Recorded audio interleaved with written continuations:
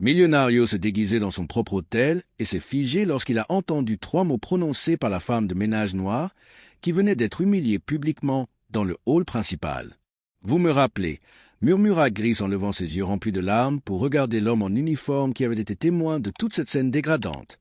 Richard Coleman sentit le monde s'arrêter. Ahn, propriétaire de la chaîne hôtelière la plus luxueuse de la côte, il n'aurait jamais imaginé que 3 simples mots prononcés par une femme de ménage pourraient ébranler les fondations de tout ce qu'il avait construit au cours des 20 dernières années. Quelques minutes auparavant, déguisé en technicien de maintenance, Richard avait vu le directeur James Morrison humilier Grace devant une foule de clients dans le hall élégant du Grand Metropolitan Hotel. L'accusation était absurde. Le vol présumé d'un bracelet en diamant qu'une cliente jurait avoir laissé dans sa chambre. Les gens comme vous trouvent toujours le moyen de prendre ce qui ne leur appartient pas, avait craché Morrison. Sa voix résonnant sur le marbre italien, tandis que les agents de sécurité encerclaient la femme de 52 ans. Fouillez-la de fond en comble. Il doit être caché quelque part. Grace était restée digne même lorsque les mains des agents de sécurité avaient fouillé ses effets personnels, sous les regards curieux de dizaines de personnes. Les touristes filmaient avec leurs téléphones portables. Les employés chuchotaient. Les enfants observaient avec une confusion innocente, tandis que leurs parents les éloignaient de cette situation désagréable. Rien n'a été trouvé. Le bracelet se trouvait évidemment dans le coffre-fort de la chambre de Lutèce. Une découverte que Morrison a accueillie avec un haussement d'épaule désieux, comme si humilier publiquement une travailleuse honnête n'était qu'un inconvénient mineur dans sa routine quotidienne. Mais lorsque Grace murmura ces 3 mots en regardant Richard droit dans les yeux, quelque chose de bien plus profond que l'indignation professionnelle remua dans sa poitrine. C'était de la reconnaissance. C'était un souvenir. C'était le souvenir d'une époque où lui-même était le garçon noir et pauvre jugé sur ses vêtements usés et la couleur de sa peau. Richard avait grandi dans le même quartier que Grace. Il avait nettoyé les mêmes types de sols qu'elle nettoyait maintenant. La différence était qu'il avait réussi à s'en sortir. L'université, le travail acharné, des investissements intelligents et une bonne dose de chance avaient transformé le garçon des rues en magnate de l'hôtellerie. Alors qu'il regardait Grace ramasser silencieusement ses produits de nettoyage, ignorant les regards toujours fixés sur elle, Richard se rendit compte qu'il y avait une raison très précise pour laquelle il était là, déguisé ce jour-là. Les dénonciations anonymes de discrimination raciale dans son entreprise n'étaient pas seulement des rumeurs malveillantes lancées par des concurrents envieux. Elles étaient terriblement réelles. Si vous êtes témoin de cette histoire d'injustice et de transformation, n'oubliez pas de vous abonner à la chaîne car ce que Richard allait découvrir sur son propre empire dans les heures à venir serait bien plus choquant que ce que n'importe quel rapport financier pourrait révéler. Grace rassemble ses affaires avec la dignité d'une reine détrônée, ignorant complètement les chuchotements et les regards qui la suivaient encore dans le hall. Richard observait chacun de ses mouvements, chacune de ses respirations contrôlées, chacun de ses pas mesurés qui démontraient une force intérieure que cette situation dégradante n'avait pas réussi à briser. Les gens comme elles reviennent toujours, commenta Morrison avec des involtures à un invité proche, suffisamment fort pour que Grace l'entende. C'est comme s'ils ne comprenaient pas quand ils ne sont pas les bienvenus dans les endroits de qualité. Ces mots frappèrent Richard comme un coup de poing dans l'estomac. Il se souvenait parfaitement avoir entendu des commentaires similaires lorsqu'il avait tant et travaillé comme serveur dans un restaurant chic du centre-ville. « Garçon, tu as du potentiel, mais tu dois rester à ta place », lui avait dit le gérant à l'époque après que Richard eut suggéré une amélioration du système de commande. Le jeune Richard avait ravalé son humiliation, tout comme Grace le faisait maintenant. La différence était qu'il avait réussi à utiliser cette colère comme carburant pour bâtir un empire qui employait désormais des milliers de personnes. Mais combien d'autres Grace existaient dans ces entreprises, silencieusement écrasées par les Morrison qu'il avait embauchés sans s'en rendre compte? M. Coleman avait murmuré Grace, prononçant ces 3 mots fatidiques. « Vous me rappelez ?» Puis elle s'était interrompue, ses yeux rencontrant quelque chose de familier chez l'homme en salopette qui avait été témoin de son humiliation. Richard comprit qu'elle l'avait reconnu non pas comme le milliardaire Richard Coleman, mais comme le garçon qui avait grandi dans les mêmes rues qu'elle. Le garçon qui avait partagé le même bus bondé pour se rendre au travail, qui avait mangé dans la même cantine populaire, qui avait rêvé des mêmes impossibilités. Grace travaillait au Grand Métropolitain depuis 15 ans. Elle avait élevé 3 enfants avec son salaire de femme de ménage, envoyé l'aîné à l'université et maintenu la famille unie malgré tous les préjugés et les difficultés auxquelles une femme noire était confrontée quotidiennement dans un environnement dominé par les privilèges blancs. Morrison, quant à lui, avait été embauché il y a seulement 2 ans sur recommandation d'un membre du conseil d'administration. Issu d'une famille traditionnelle du secteur hôtelier, il parlait 3 langues et était titulaire d'un MBA d'une université prestigieuse. Sur le papier, c'était le candidat idéal. Dans la pratique, il avait transformé l'environnement de travail en un champ de mines de microagressions et de discrimination systématique. Cette femme a toujours énervé, a commenté Morrison à un autre directeur tandis que Grace disparaissait par la porte de service. Trop fière pour son propre bien. Elle doit apprendre l'humilité. Richard serra les poings jusqu'à ce que ses jointures blanchissent. Ce n'était pas la première fois que Morrison affichait ses préjugés, remarqua-t-il. Les signes étaient partout dans les plannings de travail qui surchargeaient toujours les employés noirs, dans les promotions qui mystérieusement ne revenaient jamais aux personnes de couleur, dans les commentaires innocents qui créaient un environnement toxique. Ce soir-là, caché dans un modeste appartement qu'il avait loué pour maintenir son apparence, Richard appela son détective privé. « David, j'ai besoin d'un dossier complet sur James Morrison et je veux un rapport détaillé sur la discrimination raciale dans toutes nos propriétés au cours des 5 dernières années. Un problème particulier, Monsieur Coleman. Je me rends compte que mon entreprise pourrait avoir un problème bien plus grave que je ne l'imaginais. » Au cours des 3 jours suivants, Richard continua à travailler sous couverture, recueillant des preuves qui auraient fait rougir n'importe quel tribunal. Morrison ne se contentait pas de discriminer les employés noirs. Il avait mis en place tout un système à cet effet. Des horaires impossibles, des évaluations injustes, des commentaires dégradants filmés par des caméras de sécurité. Grace découvrit Richard était respecté par tous les employés subalternes. Elle formait les nouveaux, couvrait les quarts de travail de ses collègues malades et avait empêché au moins 3 poursuites judiciaires contre l'hôtel en réglant les conflits grâce à sa diplomatie naturelle. Morrison, cependant, la considérait comme une menace personnelle. « Elle pense qu'elle est la patronne ici », entendit Richard se plaindre lors d'une réunion de cadres. Les employés trop anciens deviennent problématiques. Il est peut-être temps de renouveler le personnel du service de nettoyage. C'est alors que Richard a compris que Morrison prévoyait de licencier Grace et il avait choisi la méthode parfaite. Créer des situations où elle semblerait incompétente ou malhonnête, justifiant un licenciement pour motif valable qui l'empêcherait de faire appel devant les tribunaux. Le plan était diabolique dans sa simplicité et Richard Coleman, observant tout cela depuis sa position privilégiée d'invisibilité, se rendit compte qu'il était sur le point d'être témoin de quelque chose qui allait complètement bouleverser sa compréhension de l'empire qu'il avait bâti. Chaque nouvelle humiliation ne faisait que renforcer quelque chose en lui que Morrison ne pouvait pas voir. Une détermination silencieuse alimentée par l'injustice même dont il était témoin. Ce que ce manager privilégié ignorait, c'est que chaque acte de mépris signait son propre arrêt de mort, tandis que le véritable pouvoir observait tout en silence absolu. Le jeudi suivant, Richard observe Morrison mettre en œuvre la prochaine étape de son torture psychologique contre Grace. Lors de la réunion matinale de l'équipe de nettoyage, le directeur annonça une nouvelle politique de qualité qui était en réalité un piège méticuleusement planifié. À partir d'aujourd'hui, toutes les chambres nettoyées seront inspectées 2 fois, déclara Morrison, son sourire factice ne trompant personne dans la petite salle exiguë du sous-sol. Grace, en tant que notre employée la plus expérimentée, sera responsable de l'aile présidentielle. Je suis sûr qu'elle saura maintenir nos standards élevés. L'aile présidentielle comptait 38 de luxe, chacune d'une superficie de plus de 200 mètres carrés. Il était physiquement impossible pour une seule personne de toutes les nettoyer avec la perfection requise dans le temps imparti. Morrison le savait, Grace le savait et Richard, faisant semblant de régler une prise électrique dans un coin de la pièce, savait qu'il assistait à une exécution professionnelle orchestrée en temps réel. « Des questions ?»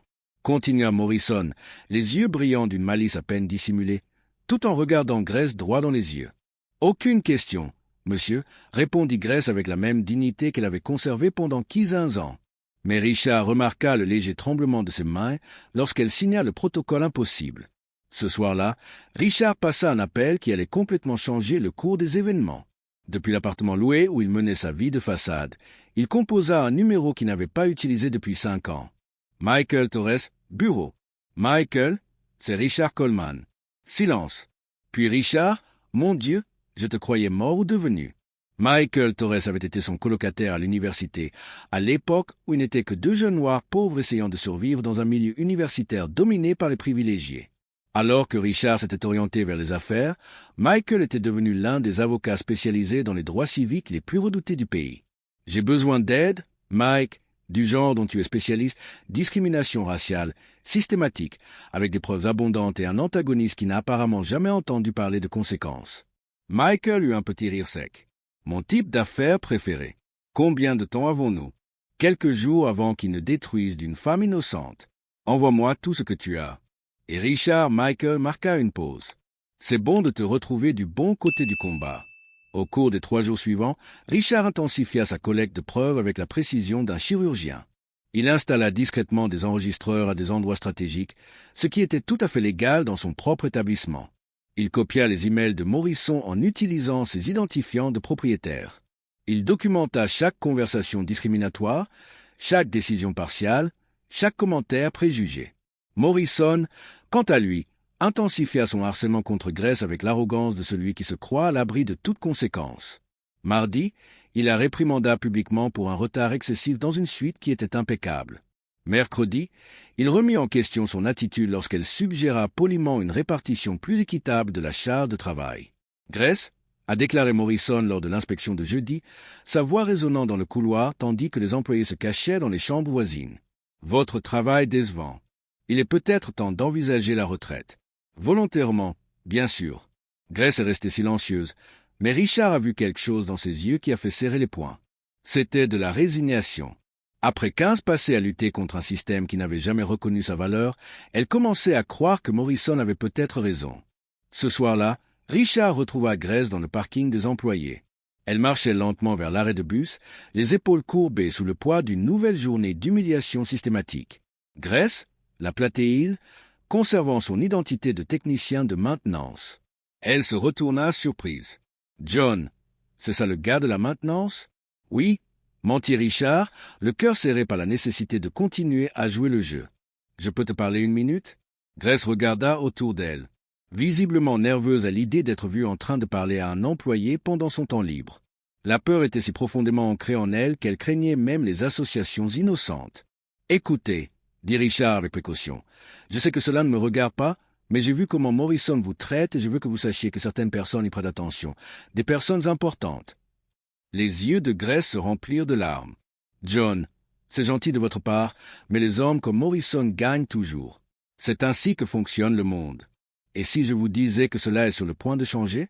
Grace l'étudia longuement. « Alors, je dirais que vous êtes trop jeune pour comprendre comment fonctionne réellement le pouvoir dans ce pays. » Richard sourit tristement. « Je suis peut-être plus âgé que je ne le parais. » Ce vendredi-là, Morrison commit son erreur fatale. Lors d'une réception organisée par l'hôtel pour d'importants investisseurs, il fit des commentaires ouvertement racistes à propos de Grace à un groupe d'hommes d'affaires sans savoir que Richard enregistrait chaque mot grâce au système audio de l'hôtel. Les anciens employés, comme elles sont un problème, dit Morrison, sont désinvoltes, rendant ces propos encore plus écœurants. Vous leur donnez un peu de stabilité et ils commencent à penser qu'ils méritent le respect. Il faut parfois leur rappeler leur place. L'homme d'affaires à côté de lui, visiblement mal à l'aise, a tenté de changer de sujet, mais Morrison a continué. La vérité, c'est que certaines personnes n'ont tout simplement pas les capacités intellectuelles nécessaires pour occuper des postes plus sophistiqués. C'est une question de génétique en réalité. Je lui rends service en la gardant à mon service. Richard ressentit une colère si intense qu'il dut s'appuyer contre le mur. Mais avec la colère vint quelque chose de plus puissant, la certitude absolue que Morrison venait de creuser sa propre tombe professionnelle. Michael reçut les enregistrements le soir même accompagnés de 3 semaines de preuves minutieusement documentées. Sa réponse fut immédiate. « Richard, ce n'est pas seulement un cas de discrimination, c'est un dossier complet pour détruire une carrière. Quand veux-tu que je passe à l'attaque ?»« Lundi matin. » répondit Richard et Michael. « Je veux que ce soit dévastateur. » Alors qu'il se préparait à aller se coucher ce soir-là, Richard ressentit quelque chose qu'il n'avait pas éprouvé depuis des années. L'émotion pure d'être sur le point de rendre justice. Morrison avait passé des semaines à humilier Grace, convaincu que sa position le rendait intouchable. Il était sur le point de découvrir qu'il existe dans le monde des forces bien plus puissantes que son arrogance mesquine. Et l'une d'entre elles avait observé chacun de ses mouvements, recueillant toutes les preuves nécessaires à sa chute totale. Ce que ce manager privilégié ne pouvait imaginer, c'est que son prochain lundi serait considéré comme le jour où il avait appris la différence entre le pouvoir réel et l'autorité empruntée. Le lundi arriva comme tous les autres, sauf que Morrison avait décidé d'en faire le jour de l'exécution publique finale de Grace. Lors de la réunion matinale, il annonça un audit spécial de qualité qui serait retransmis en direct à l'ensemble du département via le système interne de l'hôtel. Grace déclara Morrison avec une malice à peine dissimulée. En tant que notre employée la plus expérimentée, vous serez la première à démontrer nos normes d'excellence. Des caméras enregistreront la scène à des fins de formation. Grace acquiesça silencieusement, mais Richard remarqua que ses mains tremblaient légèrement tandis qu'elle rangeait son matériel. Morrison avait créé le scénario parfait pour une humiliation qui serait observée par tous les employés de l'hôtel. À 10h30, une foule s'était rassemblée dans le hall principal pour ce que Morrison avait annoncé comme une démonstration des procédures de nettoyage. Des clients curieux s'étaient arrêtés pour observer leur téléphone portable déjà à la main. Morrison se plaça au centre de l'attention, son sourire prédateur brillant sous les lumières du lustre en cristal. Avant de commencer à annoncer Morrison d'une voix suffisamment forte pour résonner dans toute la salle, j'aimerais vous présenter notre propriétaire qui a tenu à être présent aujourd'hui. Richard Coleman émergea de la foule ne portant plus sa combinaison de technicien de maintenance, mais un costume impeccable qui coûtait plus cher que le salaire annuel de Grace. Le silence qui suivit fut absolu. Morrison se figea. Son visage passa rapidement par une série d'expressions. Confusion, reconnaissance, terreur pure. « Monsieur Coleman, je ne quand êtes-vous? Vous arrivez à point nommé » dit calmement Richard, sa voix empreinte d'une autorité qui fit instinctivement se redresser plusieurs employés. J'attendais exactement cette démonstration. Les yeux de Grace s'écarquillèrent lorsqu'elle réalisa que le technicien John était en fait le propriétaire de tout l'empire hôtelier. Mais au lieu de se sentir trahie, elle manifesta quelque chose qui s'apparentait à du soulagement, comme si elle comprenait enfin pourquoi elle avait observé si attentivement. Michael appelle Richard et l'avocat Michael Thor émergea de l'entrée principale, un dossier volumineux à la main accompagné de 2 huissiers de justice. Morrison se mit à transpirer visiblement. « Monsieur Coleman, s'il s'agit d'un malentendu. » « Un malentendu ?» Richard rit, mais il n'y avait aucune trace d'humour dans sa voix. « James, vous avez passé 3 semaines à mettre en place un système délibéré d'humiliation raciale à l'encontre de l'une des employées les plus précieuses de cette entreprise devant des témoins. Enregistré par nos propres caméras, Michael ouvrit le dossier et commença à distribuer des documents. Nous avons ici des preuves de discrimination systématique, de harcèlement moral, de création d'un environnement de travail hostile et de diffamation. Tout cela documenté avec une précision chirurgicale. De plus, a poursuivi Richard en sortant un petit magnétophone de sa poche, nous avons vos propres propos tenus lors de la fête de vendredi. Aimeriez-vous que tout le monde entende vos opinions sur les questions génétiques et la place sociale des employés noirs? L'enregistrement commença à jouer. La voix de Morrison résonna dans le luxueux hall d'entrée. La vérité, c'est que certaines personnes n'ont tout simplement pas les capacités intellectuelles nécessaires pour effectuer des tâches plus sophistiquées. C'est une question de génétique en réalité. Des murmures choqués parcoururent la foule. Les invités commencèrent à enregistrer avec leur téléphone portable, capturant le moment où le masque de civilité de Morrison s'effondrait publiquement. Ceci a été sorti de son contexte. Balbutia Morrison, le visage rouge de panique. Je n'ai jamais dit vous m'espionniez. Je protégeais mes employés. Corrigea Richard fermement, ce que vous avez clairement échoué à faire en tant que directeur. Michael tendit une série de documents à Morrison. Licenciement pour motif valable avec effet immédiat. Procès pour discrimination raciale intentée par Madame Grsson et une ordonnance du tribunal vous interdisant de travailler dans tout établissement du réseau Hoffman. Grace, qui était restée silencieuse pendant toute la révélation, prit enfin la parole. Monsieur Coleman, John, merci d'avoir vu, d'avoir écouté, d'avoir suffisamment à cœur pour agir. Richard se tourna vers elle, les yeux brillants d'émotion sincère. Grace, vous m'avez rappelé d'où je viens, qui j'étais avant de devenir un simple cadre dans une tour d'ivoire. C'est moi qui devrais vous remercier. Morrison, réalisant que sa carrière était terminée de manière spectaculaire et irréversible, fit une dernière tentative désespérée. Vous ne comprenez pas? J'essayais simplement de maintenir les normes de cette entreprise. Les seules normes que vous avez maintenues, répondit Richard avec un calme dévastateur, étaient celles du préjugé et de l'ignorance, et cela prend fin aujourd'hui. Alors que les agents de sécurité escortaient Morrison vers la sortie, on pouvait encore l'entendre crier à propos d'injustice et de malentendus, mais plus personne ne l'écoutait. L'auditoire avait été témoin de quelque chose de bien plus puissant que la chute d'un manager corrompu. Il avait assisté au moment où le véritable leadership s'était révélé. Non pas à travers des titres ou du pouvoir, mais à travers le courage moral et l'action décisive. Richard regarda autour de lui dans le hall vers les employés qu'il observait désormais avec un mélange de respect et d'admiration sincère. Alors que les derniers échos de l'humiliation de Morrison s'évanouissaient dans les couloirs de marbre, une question restait en suspens. Était-il possible de construire des ponts au-dessus d'abîmes aussi profonds de préjugés et de privilèges? Et surtout, Que se passerait-il lorsque le véritable test de caractère arriverait non pas dans la destruction d'un ennemi, mais dans la construction de quelque chose de mieux à sa place? 6 mois plus tard, Gerson se trouvait au centre de la plus élégante salle de réception de Charleston, non pas en tant qu'employé, mais en tant que première directrice des ressources humaines et de la culture organisationnelle du réseau Manuel. L'événement était le lancement officiel du programme Seconde Chance, Deuxième Chance. Une initiative révolutionnaire qui offrait des bourses d'études, des formations professionnelles et des opportunités de carrière aux personnes issues de communautés marginalisées. Lorsque j'ai commencé à travailler au Grand Métropolitain il y a 15 ans, a déclaré Grace au micro, sa voix résonnant dans la salle remplie d'hommes d'affaires, d'activistes et de journalistes, je n'aurais jamais imaginé qu'un jour je serais ici, non seulement en tant que survivante, mais aussi en tant qu'agent de changement. Au premier rang, Richard Coleman observait avec une fierté sincère. Au cours des derniers mois, il avait mis en œuvre des changements systématiques dans toute l'entreprise qui allaient bien au-delà de simples politiques antidiscrimination.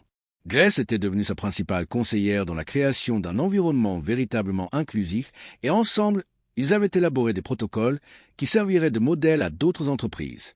M. Coleman aurait pu se contenter de licencier un manager problématique et passer à autre chose.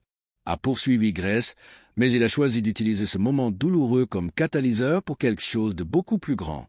Il a compris que le véritable leadership ne consiste pas à cacher les problèmes, mais à les transformer en solutions. Dans le public, plusieurs employés du Grand Métropolitain applaudirent avec enthousiasme. Linda, la superviseuse du service de nettoyage qui avait été témoin des humiliations subies par Grace, dirigeait désormais le service de formation des nouveaux employés.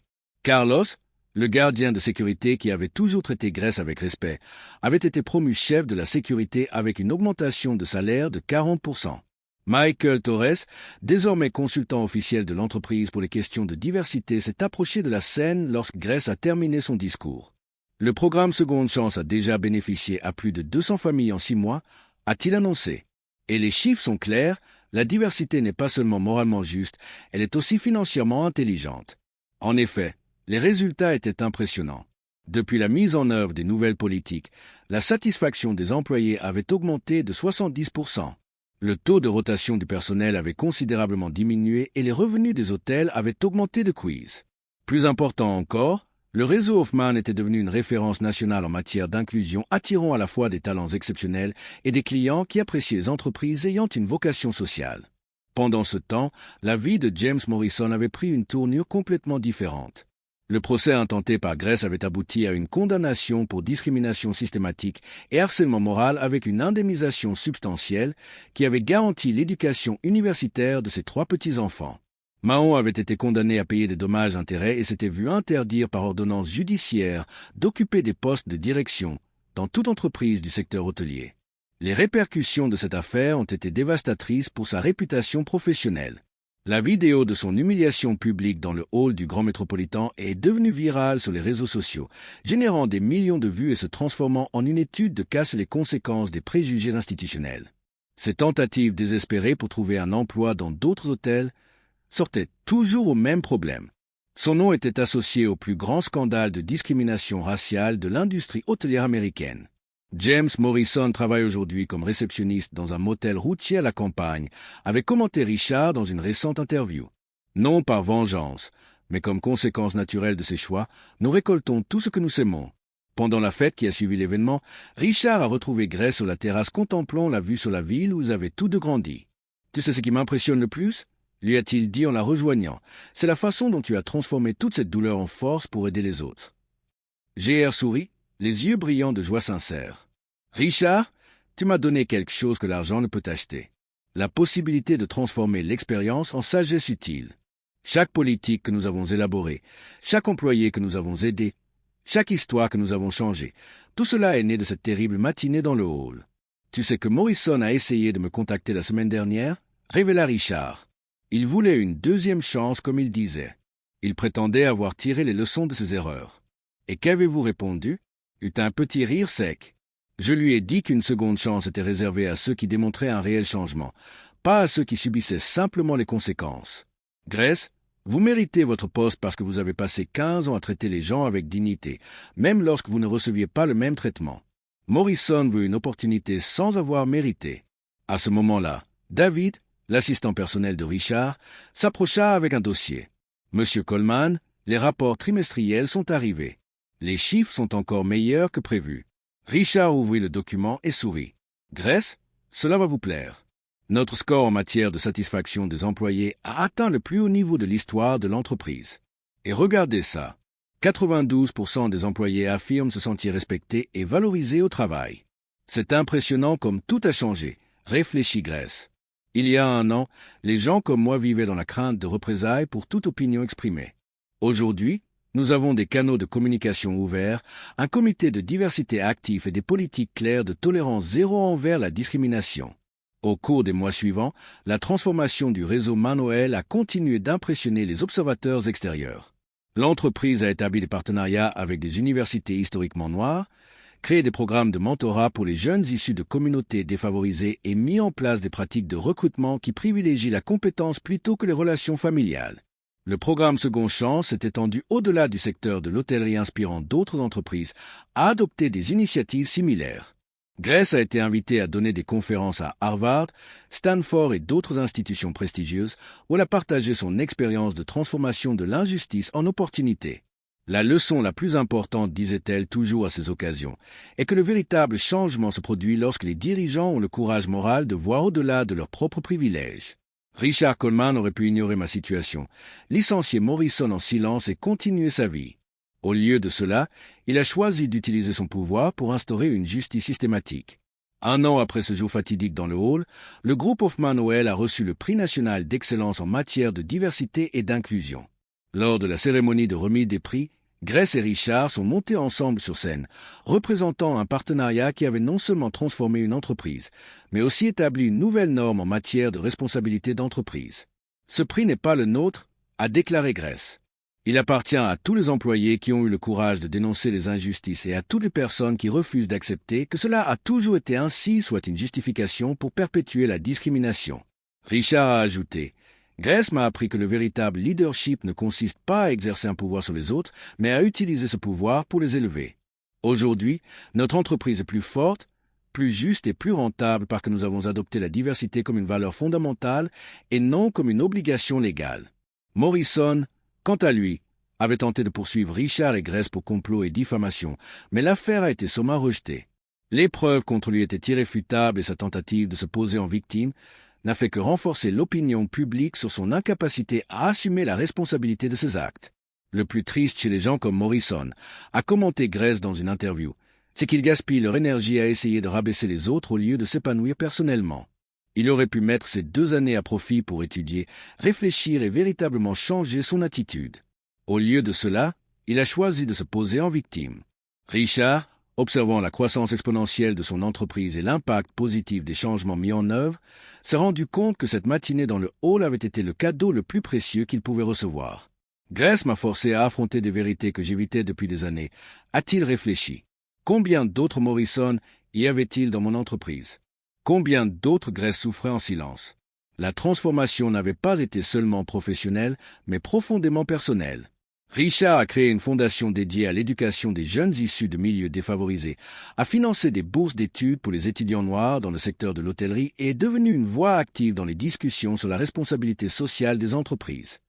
La meilleure vengeance contre les préjugés, disait toujours Grace, ce n'est pas détruire ceux qui nous font du mal, mais de construire quelque chose d'aussi extraordinaire que cela oblige le monde entier à reconnaître notre humanité et notre valeur. Aujourd'hui, le Grand Metropolitan Hotel affiche fièrement dans son hall principal une plaque commémorative. À la mémoire de tous les employés qui ont subi la discrimination en silence et en hommage à tous ceux qui ont transformé la douleur en progrès. Sont directrice des ressources humaines et de la culture organisationnelle. Morrison a peut-être réussi à humilier Grace pendant quelques minutes un jour précis, mais elle a construit un héritage qui transforme des vies chaque jour. Et c'est peut-être là la leçon la plus puissante de toute cette histoire. La véritable victoire ne consiste pas à vaincre ses ennemis, mais à transformer le monde afin que les futures Grace n'aient pas à subir les mêmes injustices. Si cette histoire vous a touché, n'oubliez pas de vous abonner à la chaîne pour découvrir d'autres récits qui prouvent que la dignité, le courage et la détermination l'emportent toujours sur l'arrogance, les préjugés et l'abus de pouvoir. Car parfois la justice n'a besoin que d'une seule personne courageuse pour voir au-delà des apparences et reconnaître l'humanité que chacun mérite.